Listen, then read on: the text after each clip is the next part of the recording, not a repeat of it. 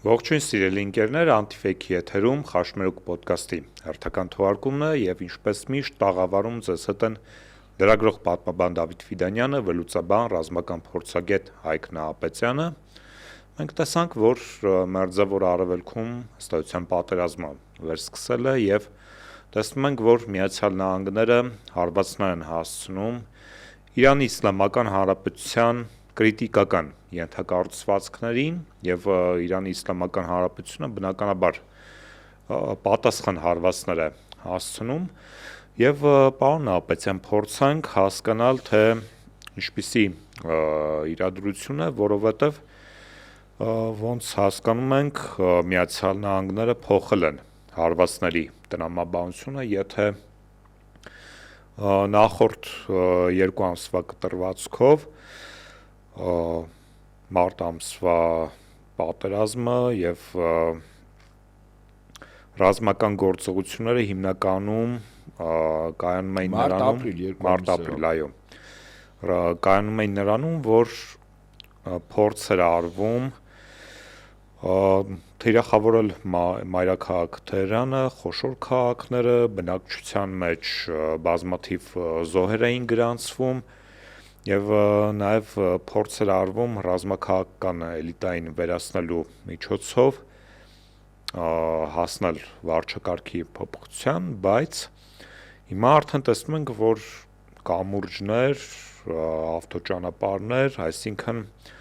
այն ենթակառուցվածքները, որոնք կյանքի կենսունակության համար եւ կենցաղի համար սովորական քաղաքացիների բավականին կարեւոր են։ Ազդես այս մարտավարությունը ինչի կբերի եւ արդյոք այս գործողությունները եւս երկարատև կլինեն։ Երկարատև բավ չգիտեմ, բայց արձանագրենք այսպես, հա, մի պահ թվում էր, թե արդեն ինչ-որ բան ստորագրվել է, համաձայնագիր կամ հուշագիր, պայմանագիր է, չէ՞ ստորագրվելու։ Մեմորանդում։ Բայց նաև արձանագրենք հետևյալը։ Այն 2 ամիսը, որ առանց կոնգրեսի Տրամփի որոշման, այո, առանց կոնգրեսի որոշման եւ համաձայնության ռազմական գործողություններ սկսեցին, որ նպատակը Իրանում իշխանափոխությունն էր։ Հետո պարզեց, որ Իրանը ձեռքի տակ բացի իր ժողովրդի կամային որակները, երկրի ռազմական, քաղաքական հոգևոր ղեկավարության հաստատակամությունը երկիրը պաշտպանելու ունեն նաև մեկ ավելի լուրջ գործիք, որի անունն է Հորմուզի նեղուց։ Սա լրջագույն գործիք է, որտեղ այդ գործիքը ազդում է համաշխարհային տնտեսության վրա, սա մեր Միացյալ Նահանգների խնդիրը չի։ Հիմա 2 ամիս առավելագույն օգտագործեցին իրենց զինանոցը։ Այդ թվում նաև ավիակիրների վրայի հրթիռները։ Ես այդ ժամանակ մի տաղավարում հաղորդման ժամանակ, երբ այդպես գնահատական էր գնում եւ բանակցություններ եւ այլն, ես ասում եմ, որ Տրամփը փաստացի որքան էլ ասի, որ ինքը հաղթել է, իրականում քիչ էր հաղթել, այսինքն Միացյալ Նահանգները նկատի ունեմ, եւ այն պայմանները, որ այդ համաձայնագրի մեջ նշված էր, դա ամբողջովին փաստացի Իրանի բացարձակ հաղթանակն էր։ Եվ Հորմուզի նեղուցի եւ միջուկային ծրագրերի զենքի ստեղծման հետ կապված եւ ԱՄՆ որպես պարտված կողմ ռեպարացիա փոխհատուցում տալու եւ Պարսից ծոցի երկրներում Ամերիկայի բացակայությամբ, սա փաստացի չասեմ ԱՄՆ կապիտուլացվել էր, բայց ԱՄՆ-ի պարտությունն էր։ Ես այդպես նաեւ գնահատում եի, որ իսկ եթե սա պարտությունն է նոյեմբերի նախաշեմին, սա նշանակում է նաև հանրապետականի պարտությունն է։ Ուրեմն կամ Տրամփը դի որոշում կայացներ Իրանի հետ գործը թողներ մի կողմի վրա եւ մինչեւ նոյեմբեր մի քայլ էր անում, որով կարողանում էր իրապես հիմնավորել, որ ինքը մեծ գործ արել իր երկրի համար, ես նույնիսկ ասում եմ, թե որն է դա, Գրենլանդիայի միացումը, որտեղ ամենակիչ դիմադրություն կա, Գրենլանդիան դառնա ԱՄՆ 51-րդ նահանգը։ Ասում եմ կամ դա է, կամ Տրամփը ժամանակ է շահում, որպեսզի ամերիկյան հրթիռային զինանոցը, որը բական լուրջ կորուստներ էր կրել այն առումով, որ օգտագործվել էր Իրանի դեմ, դա վերահսկավորվի։ Այո, ես կարծում եմ, որ փաստացի այս ընթացքում ԱՄՆ ռազմարտությունաբերական համալիրը լրացրեցին այդ զինանոցը, որտեղ եթե ուշադրություն դարձնենք, հիմա ամբողջովին հրթիռային հարվածներ են։ Նույնիսկ այդքան անօթաչուներ չկան, որքան հրթիռներ եւ ինքնաթիռների վրայի ռումբերը, որը որ օգտագործվում է եւ կարելի է գնահատել այսպես, ինչ խնդիր է դրել։ Մարկո Ռուբիոն այդպես հրապարակավ ասեց, հորս արև մենք խնդիր չունենք ԱՄՆ-ում, Իրանում իշխանափոխության։ Լրիվ հակառակը հասկացեք։ ԱՄՆ խնդիրը դրել տնտեսությանը վնաս հասցնես քրիտիկական ենթակառույցներին, կամուրջներին, էլեկտրականներին, գործարաններին, ավելին Իրանի ժողովրդի համար սրբավայրերին մի երկու օր առաջ հարվածել էին Ալի Խամենեյի դամբարանին, այո։ Այս բոլորը իմաստը որն է։ Բացի այն, որ մի կողմից էլ նաև ռազմարտությունաբերական համալիրի եւ ռազմական նշանակություն ունեցող օբյեկտներն են հարվածում, բայց հարվածների բուն նպատակը ըստիս դա տնտեսության հարվածելն է, այսինքն մարդկանց կենսամակարդակ, անհուսություն, որ այդ մարդկանց վերջին հաշվով փողոց անեն։ Այսինքն վերջին արդյունքում այդ ցամաքային օպերացիա բան այդ հեքիաթների դաշտից է, ես նորից եմ ասում, ցամաքային օպերացիա 1.5 միլիոն 1.5-2 միլիոն զինծառայող, 2.5-3 հազար ինքնաթիռ եւ դրա հետ կապված ամեն ինչ, տարածքներ, օդանավականներ,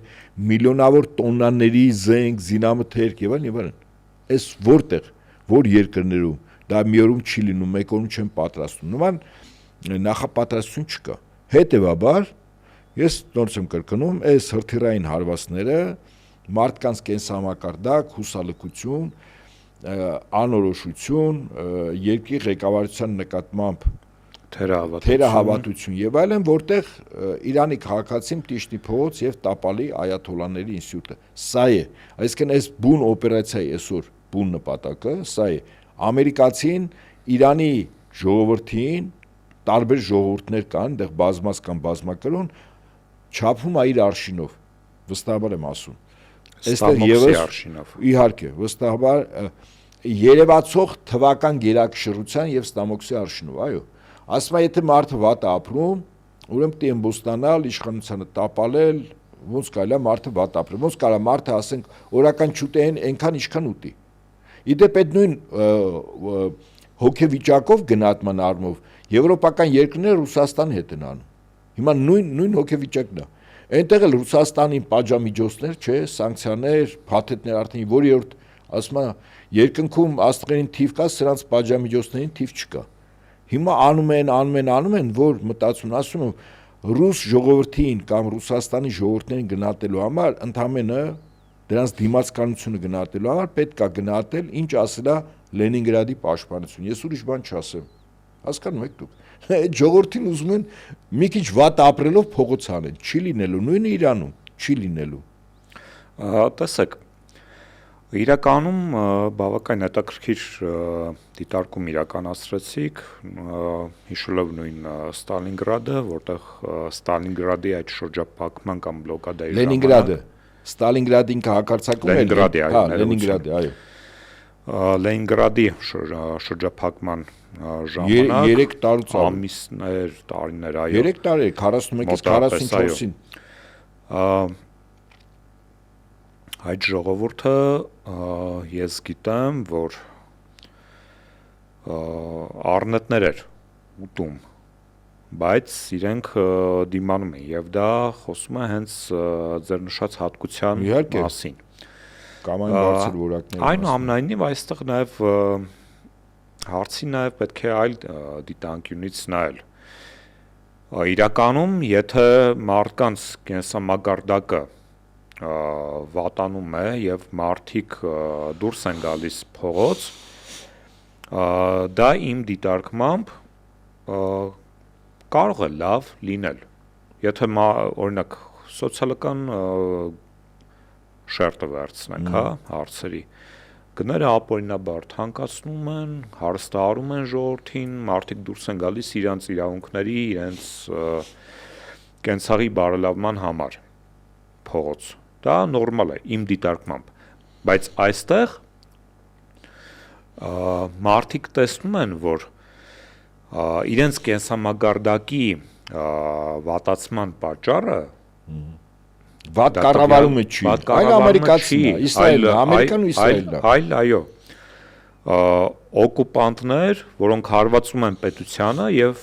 դրա արդյունքում է, որ վատանում է իրենց կենսամակարդակը, ոչ թե այաթոլաների վարչակարգի կառավարումից։ Օրինակ, նույնը Ռուսաստանում իրենք գիտեն, որ երկիրը պատերազմի մեջ է, սանկցիաների տակ է, եւ իրենց կենսամակարդակը վատանում է ոչ թե նախագահ Պուտինի կամ իր շրջապատի կառավարումից, վատ կառավարումից, այո, կամ այլ սանկցիաներից եւ պատերազմից։ Սա հենց այն կարևոր չափորոշիչը, որ վստահ եմ այդ երկու ժողովուրդներն էլ հստակ գիտակցում ունեն, որովհետեւ ինքնին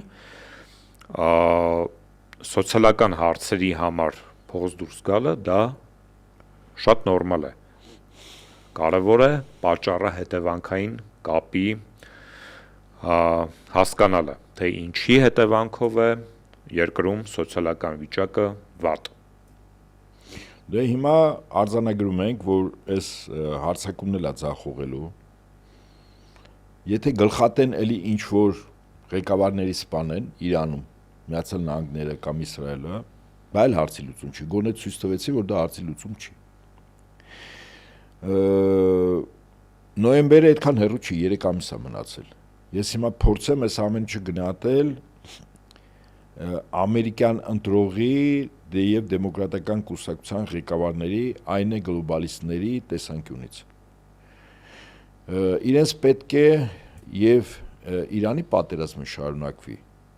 Եվ Թրամփի դիրքերը թուլանան։ Իսկ այդտեղ գիտեք դեմոկրատները որպես ինչ գործիք ունեն։ Այդ գործիքի անունը Բիբի է, Բենյամին Նեթանյահուն, Իսրայելը։ Իդեպ համաձայնագրով նաեւ նշված էր Լիբանանում ռազմական բախումների դադարեցումը եւ Լիբանանի տարածքից Իսրայելի զորքերի դուրսբերումը, որը առ այսօր այդպես է չարվեց։ Եվ շարունակում է Նեթանյահուն ռմբակոծել։ Այսինքն արձանագրում ենք հետեւյալը, որ Բենյամին Նեթանյահուի վարչակազմը փաստացի Իրանում անընդհատ պատերազմը շարունակելու թիվ 1 շահառուն է։ Սա արձանագրում ենք։ Ռուս-ուկրաինական ռազմական բախման թիվ 1 շահառուն ոչ այդքան ուկրաինացի ժողովուրդն է, որքան եվրոպական երկրները։ Ուրեմն եվրոպական երկրների այն օգնությունը լինի ֆինանսական եւ լինի ռազմական, եթե չտրամադրեն Ուկրաինայի պաշտպանության նախարարությանը կամ այդ երկրին, վստահաբար պատերազմը շատ արագ կանգնելու է, ընդ որում Ուկրաինայի համար պարտությամբ։ Այսինքն երկու ռազմական բախման շահառուներ կան։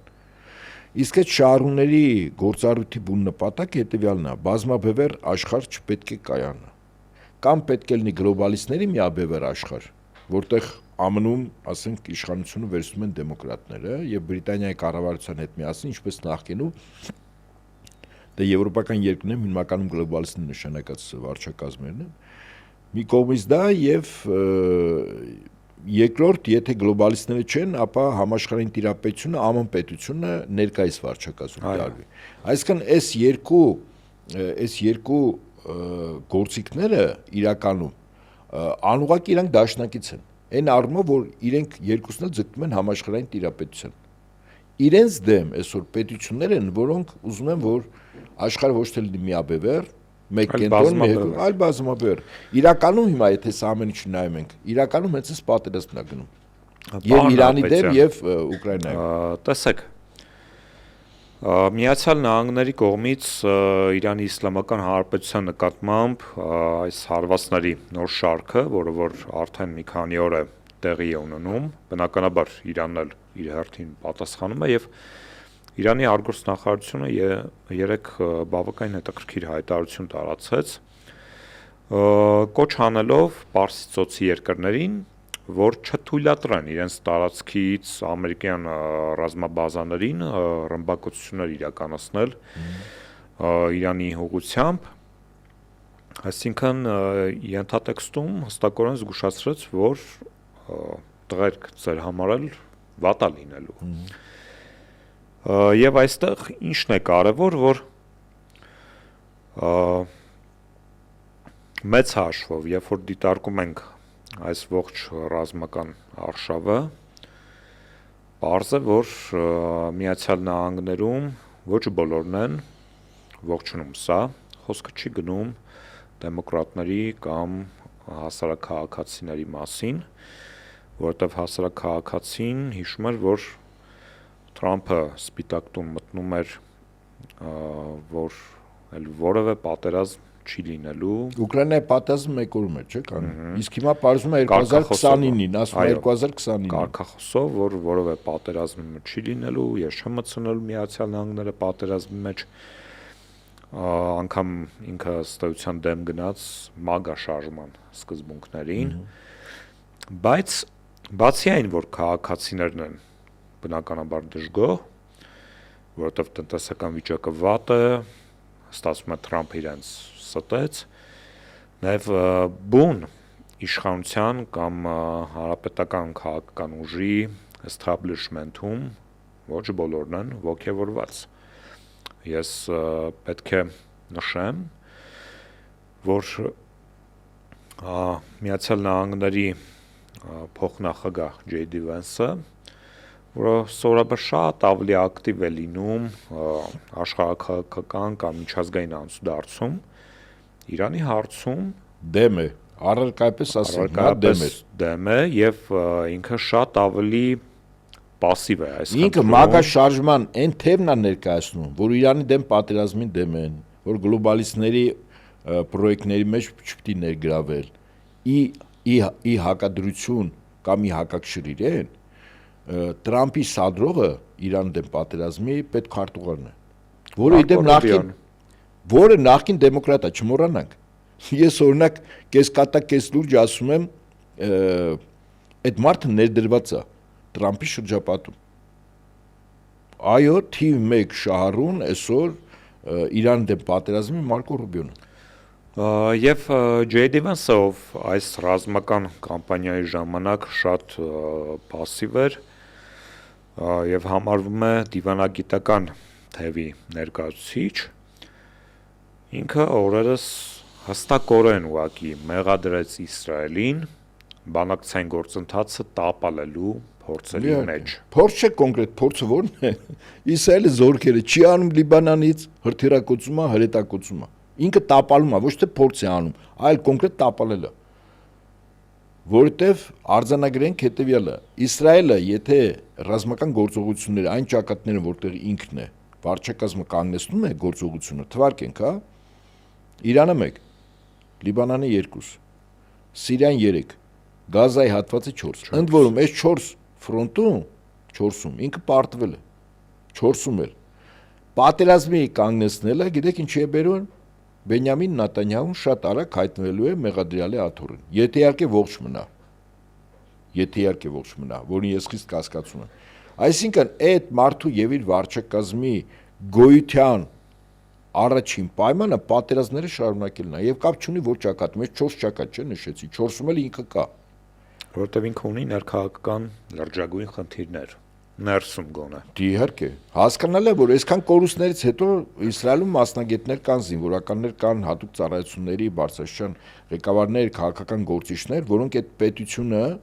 զրոյից ստեղծել են, իրենց նախնիկ ստեղծել են զրկանքների, կորուստների, ցավի, պատերազմների, շրջափակումների եւ ինչ որ մեկը, որը երկար տարիներ փաստացի վարչապետ է, ինչ որ մի խելացնոր միտ կյանքի կոչելու համար, հիմա ես ասեմ, որ նա մոտիվացիա, օրինակ, որ նայում ես տրամաբանորեն դու քո ռեսուրսով, քո տարածքով, որը չափելի չի Իրանի, օրինակ, եթե Իսրայելի երկու միջուկային հետազոտությունների կենտրոն կա, իսկ Իրանը ունի հիպերձայնային արագության հրթիռներ, որը ոչ ՆԱՏՕ-ի, ոչ Իսրայելի հոպը եւ հակարդիրային պաշտպանության միջոցները չեն որսում, չեն կարող, որտեղ շատ արագ է։ Դեռևս հակազենքը չկա։ Այդ երկու միջուկային հետազոտությունների կենտրոնը եթե հարվածել, չեմ ասում միջուկային զինանոցի պահեստների, եթե հարվածեց, Իսրայել պետություն ֆիզիկապես չի լինելու, ոչ միայն ինքը, նաեւ իր հարևաններից որոշ տարածքներ։ Այսինքն միջուկային են պայթյունները, որ եղավ, այդ պետությունը եւ այդ ժողովուրդը այլևս գոյություն չունի։ Հիմա պատկերացեք, այս իրողությունների պայմաններում Իսրայելը Իրանի դեմ անընդհատ պատերազմում է։ Լավ, ո՞րն է շարժիչ ուժը։ Հասկանում եմ, մի շարժիչ ուժ, որ ինքը մնա իշխանության, որտեղ դա է իր ֆիզիկական գոյության երաշխիքներից մեկը Բենյամին Նեթանյահու։ Բայց խորքային առումով այլ մոտիվացիա կա։ Եվ այդ հիվանդագիր մոտիվացիան է, որ այսօր երկիր մոլորակի շատ տեղերում ռազմական լուրջ բախումներ են կատարվում։ Փրկչի բերելը։ Հիմա սրանք որոշել են, որ ըստ իրենց Թալմուդի եւ Թորայի փրկչի գալու ժամանակը, Մաշախի գալու ժամանակներն է։ Բայց եթե Մաշախը արդեն ինքը կա, Մաշախը կա, հասունա, չգիտենք ով է, ենթադրենք։ Բայց Մաշախը որ եկավ, որտեղ է նստելու։ Ըստ օրենքի մսկիթում։ Դի նստի Սողոմոնի տաճարում։ Սողոմոնի տաճարը չկա, մի պատ է մնացել։ Այդ տաճարի տեղը, տաճարը նույն տեղում երկու անգամ կառուցվել, քանդվել է։ Երրորդն պիտի կառուցվի։ Ալաքսա մսկիթն է։ Ալաքսա մսկիթը մահամեդական աշխարհի համար երրորդ սրբավայրն է։ Մուհամեդ Մարգարեի ծննդավայրի եւ թաղման տեղից Մեքքայից եւ Մեդինայից հետո երրորդն է համարում։ Այսինքն գործնականում ինքը առարկայական ամենալուրջ սրբավայրն է։ Հիմա որպեսի այդ տաճարը կառուցվի, Ալաքսա մսկիթը պիտի չունի։ Հիմա սրանց ուշք ու միտքը այդ պաղեստինցիներին Գազայի հատվածում այդ պատերազմը ինչու սանձազերծեցին, իրական սանձազերծողը Իսրայելն է եղել, որովհետեւ պաղեստինցիները ուղղակի դուրս գան այդ տարածքներից, որտեղ Ալաքսա մսկիթը քանդել նշանակում է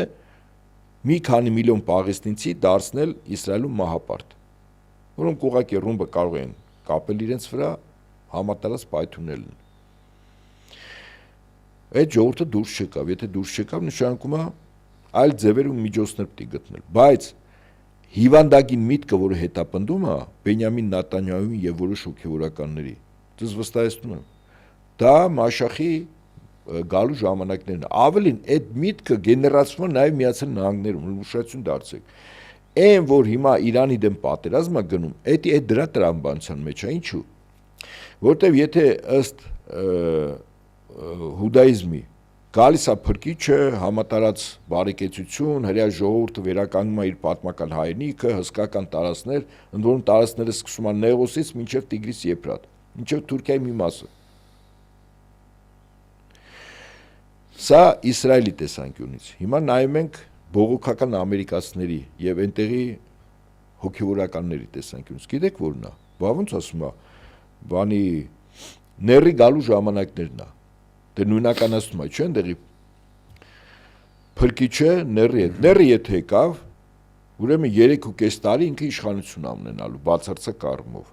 Պատերազմները կանգնեցնելու է, սով, հիվանդություն, համաճարակ, բոլորը ները կանգնեցնելու է։ Որը խապկանք է։ Իրականում ներից հետո է, չէ՞, Հիսուսի երկրորդ գալուստելն։ Այ հիմա այնտեղի բողոքականներն էլ նրանց էլ հետապնդում է այդ միտքը, որ Հիսուսի երկրորդ գալուստն ենք մենք ապահովում։ Այսինքն Իսրայելում Մաշախի իրանց փրկչի պատկերացնում եք մտքերը, որը արդեն գետնի վրա կյանքի է կոչվում պատերազմների տեսքով։ Ամերիկայում էլ Տրամպի շրջապատում այն մարդիկ են նաև, որոնք այս մտքի մեջ են, բա հիմա մենք այն մարդիկ ենք, որը ապահովելու է, որը բերելու է, որը մոտեցնելու է Հիսուսի երկրորդ գալուստը։ Ները կգա 3.5 տարի կմնա, հետո Հիսուսն է գալու։ Բա չլինենք այդպեսին։ Բա միա չտեսնենք Հիսուսին։ Այս հիվանդագին երևակայության, այս ցնորամտության, որ այսօր այդ ժամանակներն է, ով ասում որ այդ ժամանակներն է, որ իրանք համոզել են, հետո մյուսներն են փորձում համոզել, որ այդ ժամանակներն է։ Դե ես ասում եմ, որ այս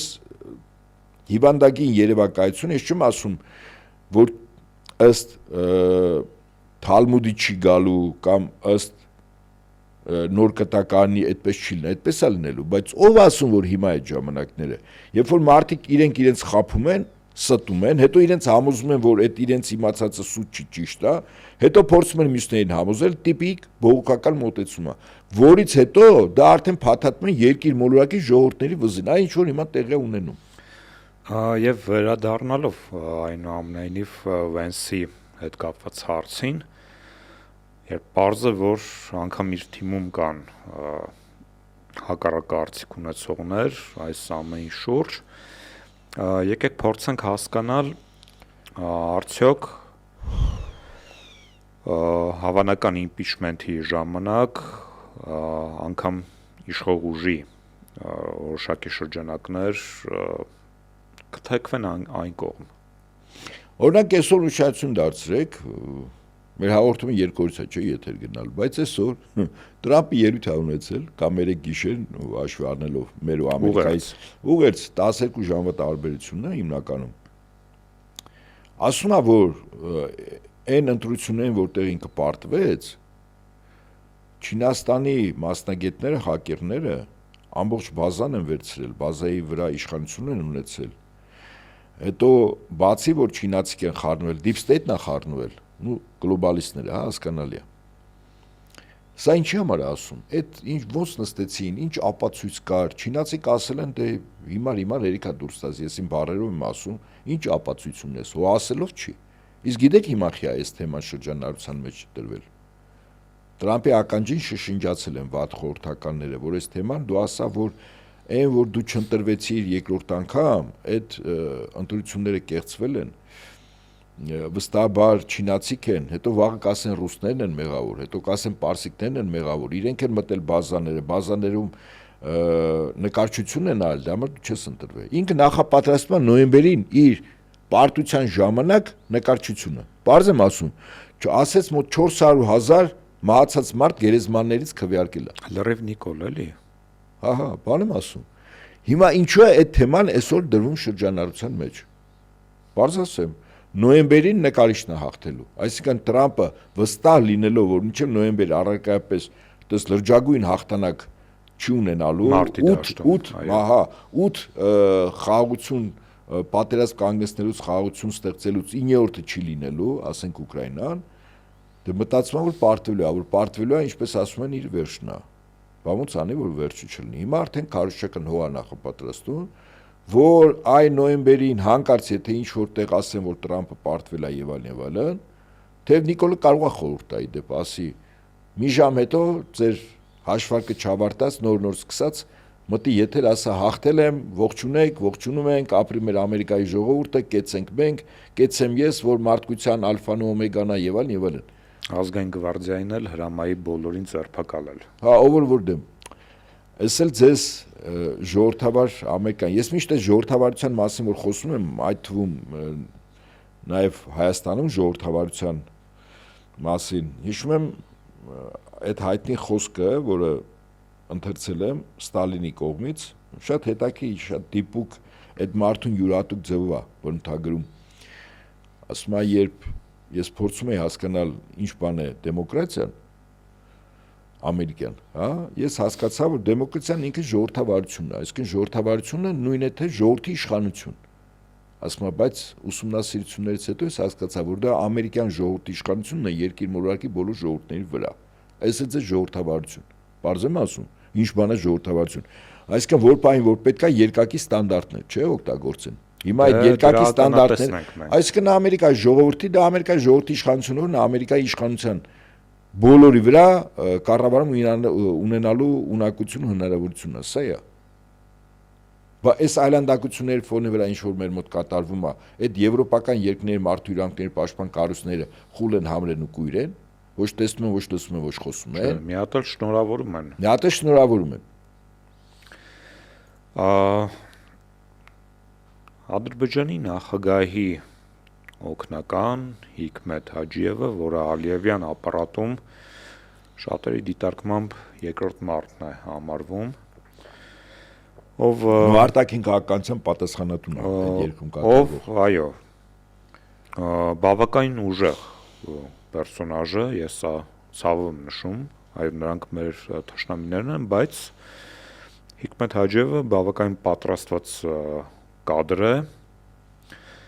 ինքը հայտարարեց, որ խաղաղության պայմանագիրը ստեյության, այսպես ասած խաղաղության պայմանագիրը ստեյության չի լինելու, քանի դեռ Հայաստանի Հանրապետության սահմանադրության մեջ չեն հանվել այն դրույթները, որոնք իբրև թե պարունակում են տարածքային պահանջներ Ադրբեջանի նկատմամբ։ Պարոն Նահապետյան, վերջին ամիսների ընթացքում ես գոնե չէի ֆիքսում Թուրքիայի կամ Ադրբեջանի կողմից այսպես վերջնագրային տոն ուղղված Հայաստանի իշխանություններին, Եվ տպավորություն էր, որ իրենք լռում են, որպեսզի Նիկոլ Փաշինյանը կարողանա այստեղ իր հարցերը լուծել, բայց Նիկոլ Փաշինյանը ըստ էության չկարողացավ ամբողջապես լուծել, իր առջև դրված խնդիրը։ Խոսքը սահմանադրական մեծամասնություն ունենալու մասին է։ Նա ցավոք սրտի կարողացավ կեղծիքներով, բռնաճնշումներով վերարտադրվել, բայց անգամ այդ ռեպրեսիվ մեքենայի ամբողջական աջակցությամբ հնարավոր չեղավ գրանցել սահմանադրական մեծամասնություն ունենալու արդյունք։ Եվ հիմա մենք տեսնում ենք, որ Ադրբեջանը ըստ էության ասում է դու ունես խնդիր եւ լուծի այդ խնդիրը։ Ոնց ուզում ես լուծի։ Եվ եկեք փորձենք հասկանալ ինչու է Ադրբեջանը շտապում, որտեղ ակնհայտ է, որ Ադրբեջանը շտապում է, չնայած այն բանին, որ ունի իր դեսպանը Հայաստանում իդեմս Նիկոլ Փաշինյանի։ Դավիթ, շտապելու խնդիր չի, հիմա պատկերացեք զուտ միջանձնային հարցություններով, հարաբերություններով նայենք, մեկը մեկին բան է խոստացել, ժամկետներ են ֆիքսել։ Հիմա օպտի կատարի խոստումը չի կատարում, չես կարծում դիմացինը փորձելու է այդ ժամկետների մեջ ասելու է, որ ես քեզ տվեցի, դու խնդրեցիր, ժամկետ տվեցի, ինչ պայմաններ տվեցի, հիմա ժամանակն է, որ կյանքի կոչես։ Ընդորում այդ նոր սահմանության մասին Ադրբեջանի եւ նախկինում եւ ներկայում եւ ապագայում ցանկացած բարձրաստիճան պաշտոնատարանց իրեն իրանք հավերապահ մատ թափտալ Փաշինյանի եւ Հայաստանի եւ ժողովրդի վրա ասելով որ նոր սահմանություն է պետք։ Հիմա Փաշինյանը ասում է 2/3 չունը։ Ձեր տալիս է, չի տալիս իրեն, ես գնահատում իրան ձեր չի տալիս 2/3 ունենալ, բայց ուրիշ տարբերակ էլ կա։ Օգոստոսի 2-ին նոր խորհրդանն է, չէ՞, կազմավորվում։ Մինչև հանձնաժողովներով եւ այլն, ինչ որ ժամանակ անցնելու է։ Ու դրանից հետո Ադրբեջանը չի ուզում, որ այդքան ժամանակ անցնի։ Հիմա ուզել չուզել լավ ինչ պետք է արվի։ Ես կարծում եմ ընդհանրապես Նիկոլին ասելու են Արագի մեջ 6 օր ժամանակ 6 Գեգամ Նազարյանն ես գտնում ընդդիմության շարքերում։ 64-ը դառնում է 70, չէ՞, պատգամավոր, դա քեզ 2/3։ Ենթադրենք դա էլ չի լինում։ Ադրբեջանը ինչպես պետք է Ռազմական։ Իհարկե։ Չէ ուրիշ ինչ, հիմա ժամանակ է սարմով Ադրբեջանի օգտին չի, իդեպ ասում ես։ Ինչու՞ դա եմ փորձում հասկանալ։ Ну նայեք։ Ինչ ասել է նոր սահմանություն Ադրբեջանը ինչ մաքսիմում այսօր ուզում է վերցնի փոկի ցանկացածից վերցնելու է որտեղ վաղ ուժերի հարաբերակցությունը փոխվում ու պատկերացեք այսպես Բրիտանիան Ադրբեջանում ասող չի Ամերիկան էլ Հարավային Կովկասում ասող չի Եվ Իրանը դառնում է Իրանը Ռուսաստանը Չինաստանը եթե Թուրքիան Իրան մի քիչ ճիշտ բայց մի քիչ էլ Թուրքիան Ինչ դրանից հետո Ադրբեջանը օրինակ կեցված կա դրսևորելու եւ ասի օրինակ Հայաստանից էսքանի ինձ հա ասելու է չի ասելու վստահաբար չի ասելու կամ Իրանից էսքանի ինձ կամ ես Սեֆյանների ժառանգության իրավական կրողն եմ եւ ինչ որ բաներ պիտի վերցնեմ չի ասելու որտեւ հանգուցալուծման է գնում այս պատերազմը Իրանի դեմ Ուկրաինայի արդեն ոնց ասեմ վերջը ոչ թե երևում է ինձ համար գոնե հստակ է թե վերջում ի՞նչ է լինելու բայց նաեւ երևում է այն ճանապարհը որով այդ դեպի վերջը գնում է օրինակ գերմանացի զինվորականները 1943 թվականի փետրվարի սկզբին երբ ավարտվեց Ստալինգրադի ճակատամարտը սկսեց իդեպ Պաուլոսն էլ գերին գավ այո այդ մեծ ռազմական խմբավորումը շրջափակման մեջ է կարողացան վերցնել այսօր 16-ն է թե 7-ը 16-ը 17-ին Ստալինգրադի ճակատամարտի սկիզբն է իդեպ այսքան վաղը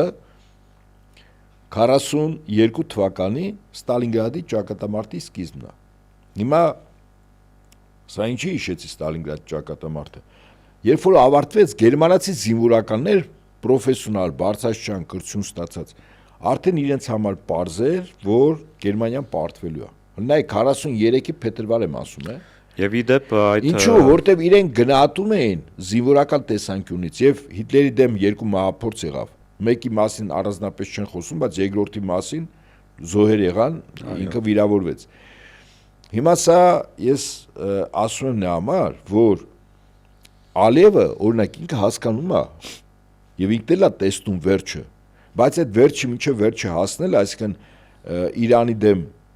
պատերազմը ավարտելը, Ուկրաինայում պատերազմը ավարտելը, այդ ընթացքում ինքը ինչ հասցրեց, փոկելու է, ընդ որում բավականին կոշտ կեցվածներ է ընդունում Ռուսաստանի հանդեպ, ես ուզում եմ սրա մասին ցանկանում եմ խոսել, որովհետեւ շատ, ինչպես դուք նշեցիք, կոշտ հայտարարություններ արեց Ուկրաինայի լրագրողի, չէ, հարցինի պատասխան Ռուսաստանի նկատմամբ, նախ նշեց, որ ցարիզմի ժամանակ իրենք եղել են գաղութ, օկուպացված, երկրորդ բոլշևիկների ժամանակ, այո, բոլշևիկների ժամանակ եղել է Խորհրդային Միություն, իր հայրն էլ բոլշևիկների կառավարությունում փոխվարչապետ էր, տեսնում եք ինչ գաղութ էր, այդպես էլ է պատահում, չէ, KGB-ի ներկայացուցիչներից, բացի KGB, փոխվարչապետ է եղել, ԽՍՀՄ փոխվարչապետ իր հայրը, ԽՍՀՄ-ի ժամանակ Ադրբեջանը օկուպացված էր, Ուկրաինայի հարցում իրենց դիրքորոշումը անփոփոխ է, որ իրենք պաշտպանում են Ուկրաինայի տարածքային ամբողջականությունը, եւ խորհուրդ էր տալիս, որ անպայման ազատագրվի այդ տարածքները, օկուպացված տարածքները վաղտոջ պետք է ազատագրվի։ Այո։ Պարոն Ապետյան, տեսեք, այն, որ Ռուսաստանի ու Ադրբեջանի հարաբերությունները սրված են, դա ակներև դարձավ Ակտաուի ինքնաթիռի ավիաաղետից հետո։ Բայց ես մի բան նկատեցի, որ ռուսական կողմը իրեն բավականին պատշաճ պահեց, եղավ ներողություն, եղավ կոմպենսացիա զոհված մարդկանց ընտանիքներին, այսինքն բայց այնպես ինչպես մեղավոր կողմը տվյալ պարագայում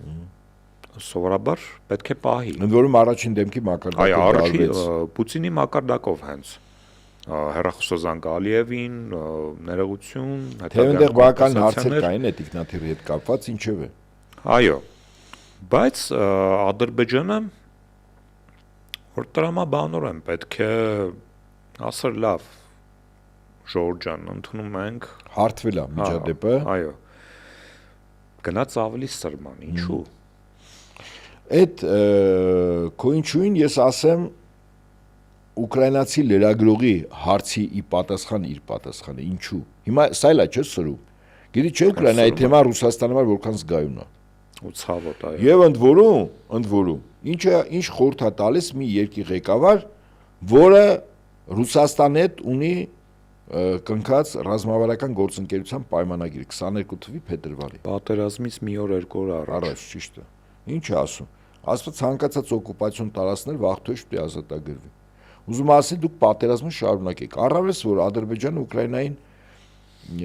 նաև ռազմատեխնիկական համագործակցությամբ ռազմական օգնություն է ցուցաբերում։ Սա մենք արձանագրենք, հա, եւ որի վերաբերյալ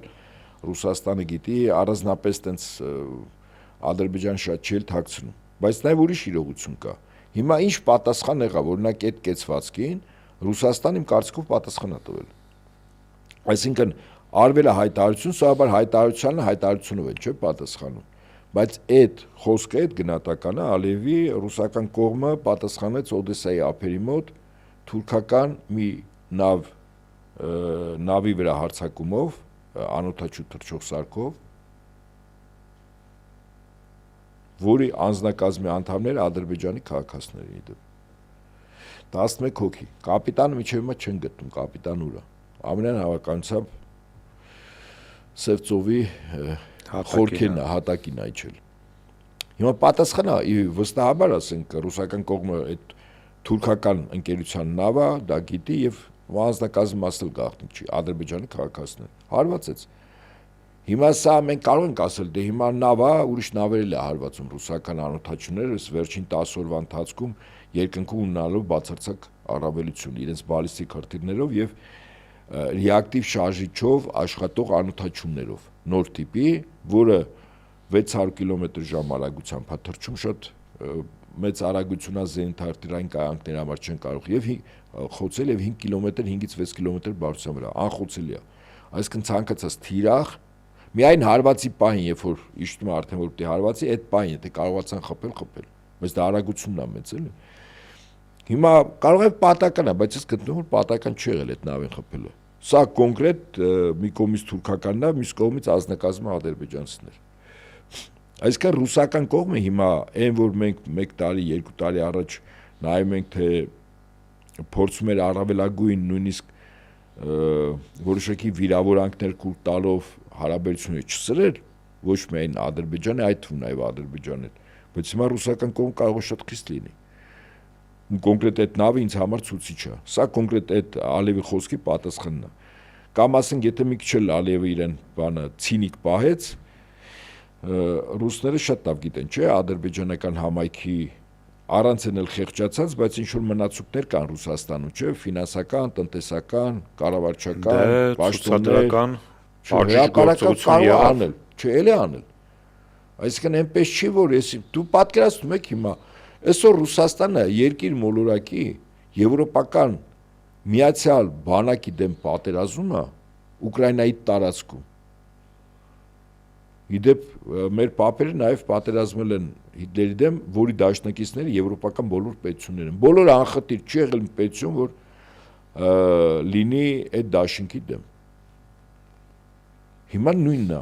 Եվ պայքարում է բոլոր եւ ինչ որ մի Ադրբեջանի նախագահ իրան նման ցինիկ կերպով է պահում։ Եվ անում, այսինքն եւ Ռուսաստանի հետ հարաբերությունները իբր նորմալ պահում, եւ Արևմուտքի հետ, բայց եթե դու պահում ես, ապա գոնե նվազագույնը կոռեկտությունը պահի, էլի։ Եվ սա մարսում է։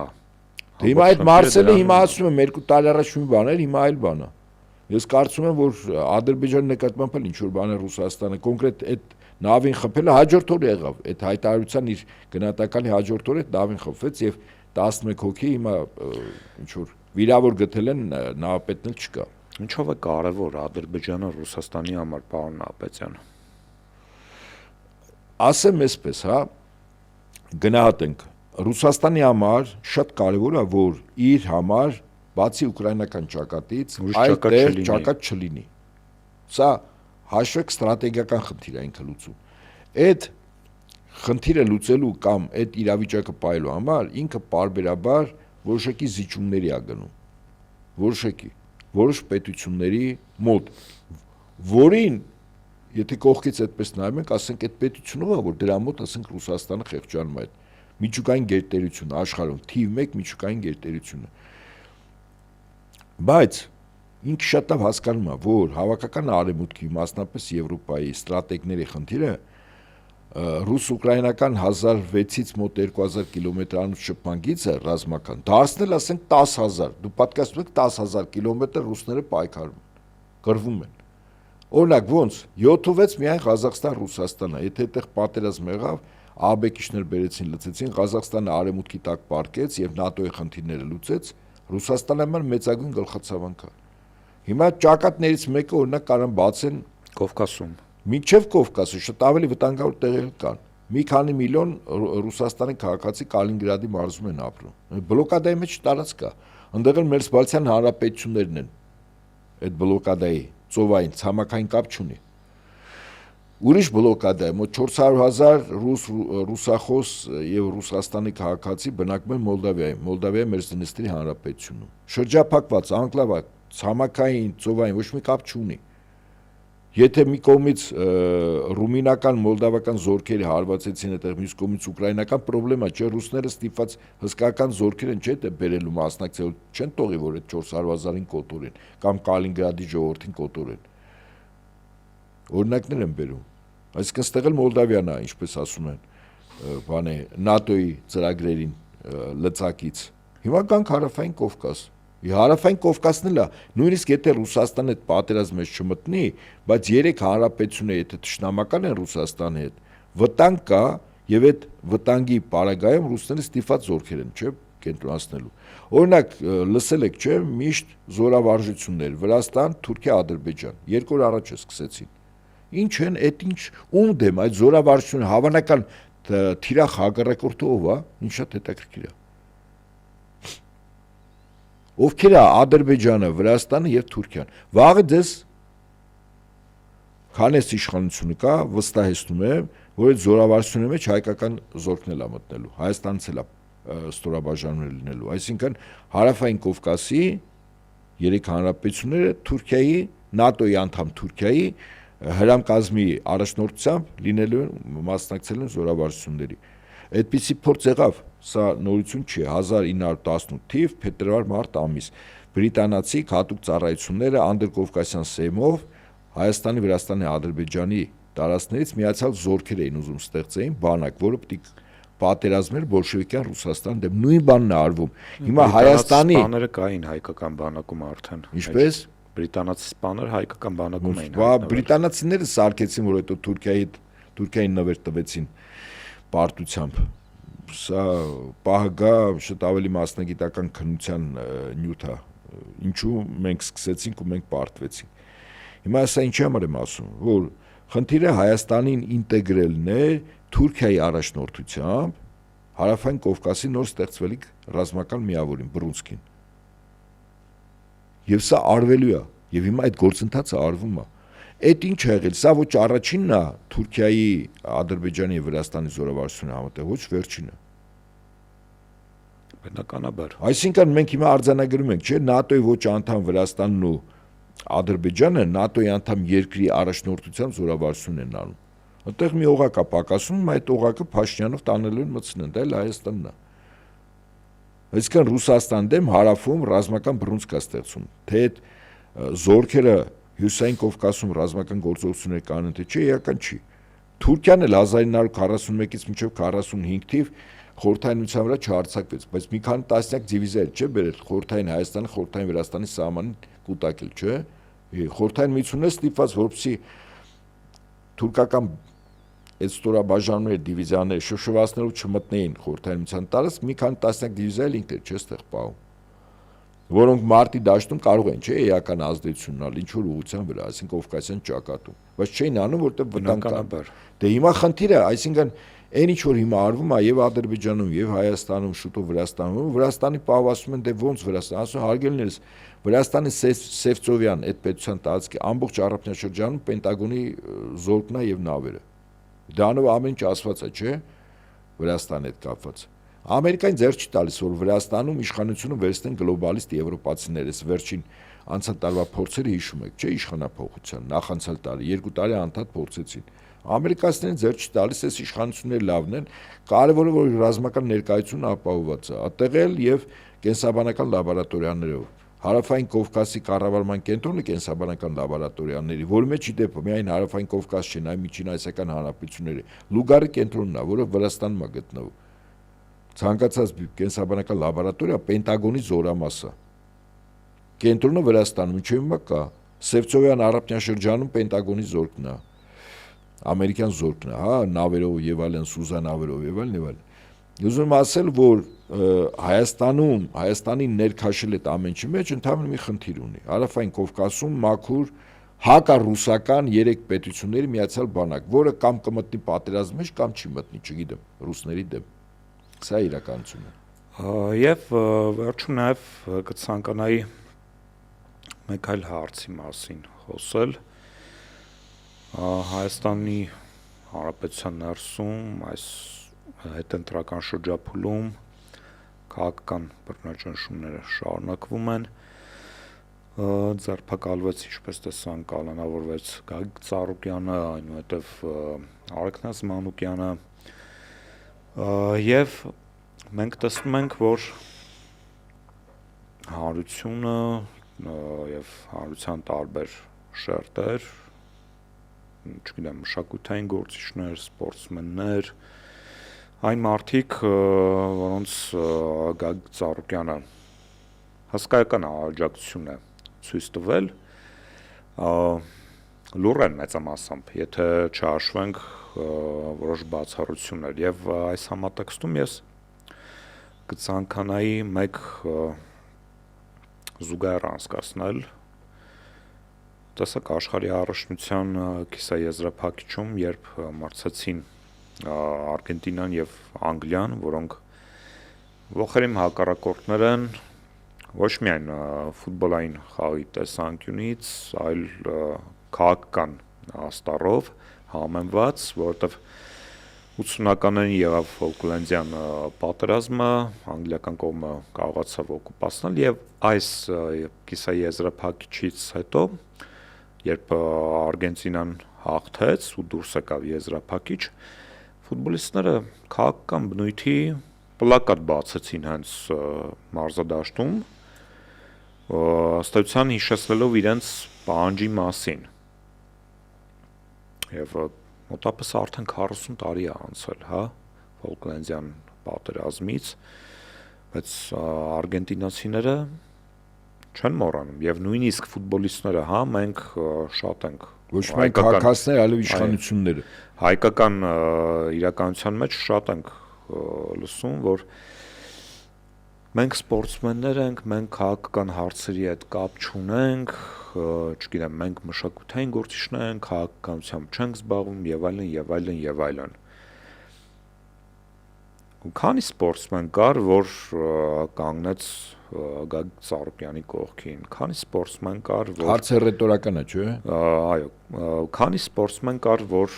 խոսեց Արցախի հայաթափումից, Նիկոլ Փաշինյանի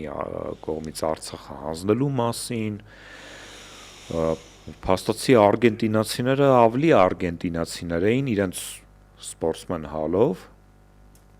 իրենք չէին մոռանում, որ իրենք քաղաքացի են եւ ունեն պահանջներ, անգամ 40 տարի հետո այդ պատերազմից 40 տարի անց, որտեղ իրենք այո պարտվել են, բայց իրենք որպես քաղաքացի անկախ նրանից սպորտսմեն են, թե այլ ոլորտի ներկայացուցիչ են իրենք, պահը օգտագործեցին ու բարձրաձայնեցին իրենց ազգային խնդիրների մասին։ Նախ Արգենտինայում իշխանությունները եւս մտածում են, որ Բրիտանիան, եթե չեմ սխալվում, 1982 թվականին այդ Ֆոլկլենդյան Մալդիվյան 40 տարուց ավել արդեն այդ կղզիները երբ ուժով վերցրեցին, Արգենտինայի ցանկացած կառավարություն գնահատում է, որ այդ արարքը Բրիտանիայի զինված ուժերի կողմից իր երկրի տարածքի օկուպացիա է։ Այսինքն ստեղ Նիկոլ չեն Արգենտինայի քաղաքացիների եւ իշխանությունների այդ դեպքի հետ կապված կան նույնական գնահատական։ Սա արձանագրենք, հա։ Այո։ Եթե լիներ տարըմբռնում եւ տեսականորեն նայենք, որ կառավարությունը այդպես չգնահատեր եւ սկզբունքորեն ասեր, որ եթե հանկարծ Արգենտինա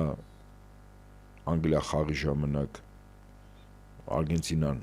հաղթելու է, ֆուտբոլային թիմի ղեկավարության եւ ֆուտբոլիստների ենթադրենք խիստ զգուշացում տրվեր, որ որևիցե կեցված չդրսևորել։ Ձեզ վստահեցնում եմ, որ այն ողջավորությունը, որ ֆուտբոլային թիմի մոտ կար, այդպես չէր լինելու։ Հաստատ։ Մի մասը կարող է աներ, նույնիսկ կարող է պլակատ չբացվեր եւ այլն։ Սա ուղղակի դա տեղի ունեցավ, որովհետեւ Արգենտինայի կառավարությունը եւս նույն ձևով է մտածում, որ տարածքը օկուպացել է Բրիտանիան։ Հիմա գանք մեզ մոտ։ Այո, ես կարծում եմ, որ անուրանալի է երկար տարիներ, արդեն 3-րդ տասնամյակ մտած Գագիկ Ծառուկյանի մեր սպորտի տարբեր սպորտաձևերի օլիմպիական հիմնականում զարգացման, սպորտսմենների բացահայտման, նրանց առաջխաղացման, միջազգային մրցաշարերի կազմակերպման մեջ դերակատարում ունենալու մեջ այդ մարդու արած գործը անուրանալի է։ Կապ չունի ով է իշխանությունը, ինչ խոսեն, չխոսեն, այդ մարդը պատմության մեջ դա արդեն գրանցված է։ Այո։ Այդ արձանագրենք որպես իրողություն փաստ, ճիշտ է։ Եվ կապ չունի ով ինչ է ասում, ոնց է գնահատում, խիստ դրական թե խիստ բացասական։ Կա փաստ։ Եվ այդ փաստը 3-րդ տասնամյակ մտնող Հայաստանի օլիմպիական կոմիտեի կողմից իրականացված աշխատանքների արդյունքն է հաղթանակներով Հայաստանի դրոշի բարձրացումով տարբեր մրցաշարերում, այդ թվում նաև օլիմպիական խաղերում։ Հիմա որ չեն արել, ես գտնում եմ, որ դա մեղմ գնահատեմ, ճիշտ չի։ Մի փոքր խիստ գնահատեմ, երախտամոռությունն է, իսկ ավելի խիստ եթե գնահատեմ վախկոտությունը։ Ասեք, ես շատ մեղմից շատ խիստ ասեցի։ Իսկ վախկոտությունը կարող եմ ասել, մարդիկ մտածում են, եթե ես հիմա կեցված դրսևորեմ, իշխանությունները իմ նկատմամբ հետապնդումներ կսկսեն, ինձ թիմից կհանեն, ապօրինի ձևով ինձ մրցումների չեն ուղարկի, այն առավելությունները, որ ես ունեմ, այլևս չեմ ունենա, եւ այլն եւ այլն։ Դա վախն է խոսում։ Այստեղ խնդիրը մարդը իր անձնական նյութականը կշերքի մի նժարին եւ իր սկզբունքը, մոտեցումը, երախտագիտությունը, արդարության զգացողությունը եւ կամային որակները այդ արդարությունը պաշտպանելուն։ Մյուս նժարին նա է։ Երբ որ մենք տեսնում ենք նժարների, ճնշող մեծամասնության մոտ սպորտսմենների, որ նժարն է իշխում, եսը իր անձնականը։ Հիմա սա բացառիկ չի այս կեցվածքը ցավոք սրտի։ Սա մեր երկրում, մեր ժողովրդի մոտ բավականին լուրջ հիվանդություն է։ Որտեղ մեր հակառակորդը մեզ կարողանում է իշխել, կառավարել մեր եսի, մեր էգոյի վրա իշխելով։ Երբ որ մենք առաջնային ենք դիտում մեր անձնականը եւ երկրորդական մեր հանրայինը կամ պետականը, որտեղ առաջնայինն է եսը, այդտեղ հակառակորդը հաղթելու է։ Հիմա կոնկրետ այս պարագայում այդ սպորտսմենները, որ ոչ թե իրենք ավելի խիստ ասեմ, այդ եթերից առաջ այդ բառը օգտագործեց, ուզում եմ հեղինակային յուրանք վերցնելով, ուրացել են։ Այո, սա ուրանալ է։ Այսինքն, եթե կոնկրետ Գագիկ Ծառուկյան ինքը նաև գործող կոմիտեի նախագահն է, չէ՞։ Ինքն է նախագահ։ Եվ ուղղակի մարդիկ, երբ որ իրենց եսը, իրենց նյութականը բարեկեցություն առաջնային են նայում, սկզբունքորեն ուրանում են, ավելի խիստ, ամենախիստը ուրանալ բառն է, հա։ Հուդան ինչի համար ուրացավ։ Փողի, այդքան բան, ընդ որում ոչ այդքան մեծ փողի։ Եվ հիմա այս մարդիկ էլ իրենց վաղվա օրվա մասին մտածելով, որ այ հիմա ուղղակի երկրում քանի որ ապօրինություններ է կատարվում, ինչ որտեղ այդ մարդկանց ես չեմ ուզում արդարացնել, բայց ինչ որտեղ մտածում են, ախր անօրեն բան իմ հանդեպ անի իշխանությունը, դեմը ես չեմ կարող առնել։ Ասենք հավաքականի անդամ եմ, ինձ ասի հավաքականի անդամ եմ, օրինակ, եթե ես հրապարակավ հայտարարեմ, որ Գագիկ Ծառուկյանի հանդեպ արած ապօրինություն է եւ այլն, ինձ հավաքականի կազմից քանեն ապօրինի ձևի։ Եվ ես իմ իրավունքները չեմ կարող պաշտպանել այդ ապօրինի քայլից, չէ՞։ Ինչ որտեղ ես փորձեմ, էլի։ Որտեղ մենակ կլնեմ։ Ոչ միայն մենակ կլնեմ, չէ, որոշում է այսպես ապօրինի որոշումը վերջ, նույնիսկ եթե մենակ է չլինի։ Սա գիտեք ինչից է, այս բոլորը մենք հիմա երբ որ պատճառ հետևանքային կապը նայում մենք հասկանանք մի պարզ ճշմարտություն, երկրում ավտորիտար ռեժիմ է եւ ավտորիտար ռեժիմում օրենք չի աշխատում, աշխատում է մեկ մարդու ցանկություն կամք։ Իսկ ինչու է այդպես։ Ինչու Հայաստանում ավտորիտար ռեժիմը կամ Ադրբեջանում ավտորիտար ռեժիմը հավաքական արևմուտքին պետք է,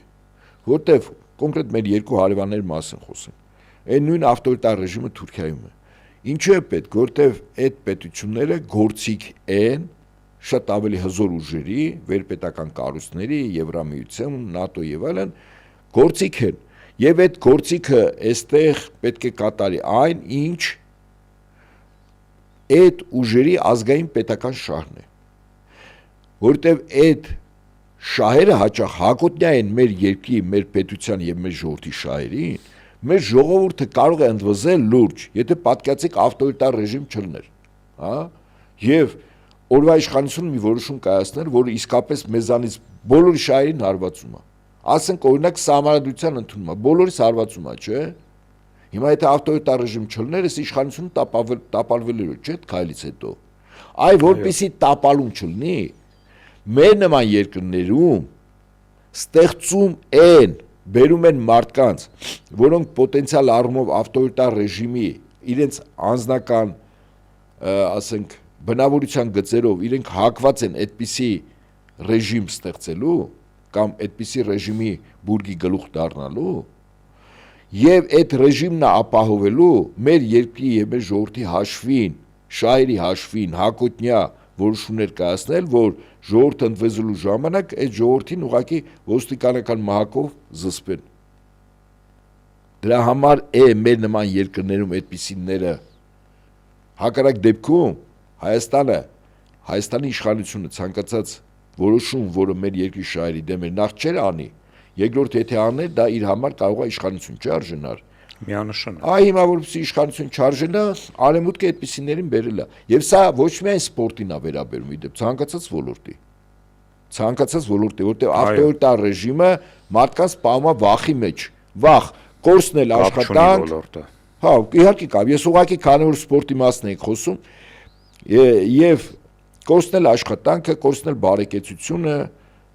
հանրային համբավը եւ այլն։ Հետո վերջում կարող է հայտնվեմ այդ քիչա բանտում։ Այդ կորուստներն եմ ասում, Իսկ այդ վախը դուրս է գալիս միայն մի ձևով։ Եվ այդ մի ձևը լավագույնս տարիներ շարունակ քարոզել է մի մեծ անհատականություն, բայց հայ չի եղել ինքը։ Հնդիկ ա եղել Մոհատմա Գանդի։ Այդ մարդը վախի դեմ պայքարի լավագույն քարոզիչն է աշխարհում եղել բոլոր ժամանակներում, որքանը որ ես եմ տիրապետում։ Անգլիական գաղութատիրության դեմ հնդիկ ժողովրդի ոտքի կանգնելու լավագույն բացատրական աշխատանքը ես երբ ասենք երիտասարդ տարիներին այդպես մասնագիտորեն զբաղվում էի նաև այդ գրականությամբ, ասենք օրինակ էր բերում, որ մարդը ոչ միայն նյութականը կորցնելուց չպետք է վախենա, եթե անգլիացին ապօրինություն անում, իսկ ինքը գաղութարար եկել է իմ երկիր նվաճել է, այլև որ բռնություն կիրառվի, որ ասենք ծեծեն, բանտ նստեցնեն, դրանից էլ չպետք է վախենա։ Ինքը խաղաղանազանության իհարկե, ամենամեծ զենքն է։ Ավելին, ես ասենք առաջին անգամ, երբ որ ես դա կարդացի, ասենք բանը այդ մարդու ներքին քաջություն էլի։ Օրինակ ասում էր անգլիացի մի վախեցեք նաև մեռնելուց, եթե անգլիացի զինվորը կրակի ձեզ սպանել։ Եվ թվում էր թե սա վերջն է, չէ, բայց բարձրացնում վերջ չի։ Ասում անգլիացի զինվոր ձեզ այնքան շատ պիտի սպանի,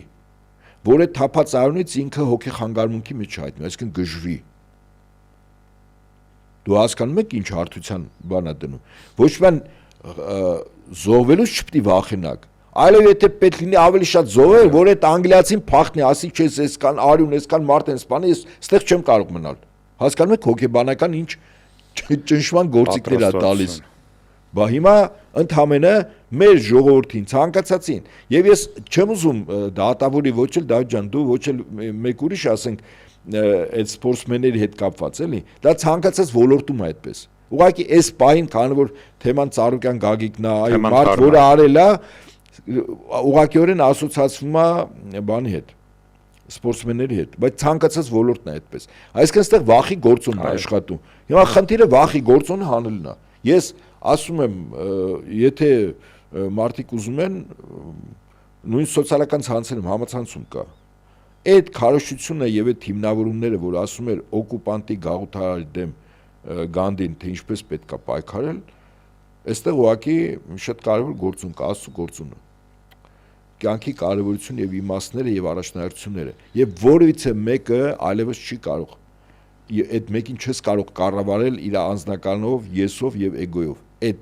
վախը աշճանաբար դուրս է գալիս։ Ասում եմ մեկ Աստծով ավելի զորավոր է, քան աշխարհը։ Ասում եմ եթե դու